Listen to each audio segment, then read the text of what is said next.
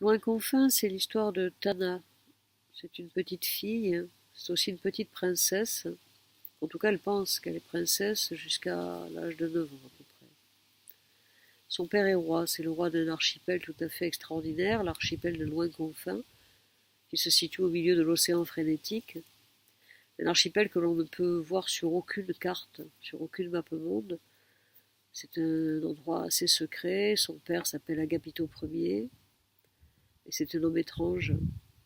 Et Tana croit complètement les histoires que lui raconte son père. Elle a une confiance totale en lui,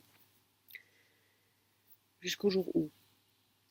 C'est un roman qui parle à la fois de l'amour, c'est un amour fou entre une petite fille et son père.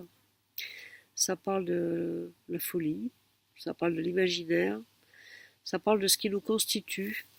Et ce qui nous constitue, c'est souvent bâti à partir de nos fragilités, de nos failles, parfois de nos désillusions, aussi de nos croyances. C'est-à-dire que nous sommes souvent bâtis à partir de ce qui a été le noyau dur de notre enfance, ce qui a été important pour nous quand nous étions enfants. Que cela se soit avéré exact ou pas, c'est la vie qui va nous l'apprendre. Mais Tana fait un choix particulier lorsqu'elle comprend que peut-être que la vie n'est pas exactement comme elle l'avait imaginé, et peut-être que son père n'est pas tout à fait le roi de l'archipel.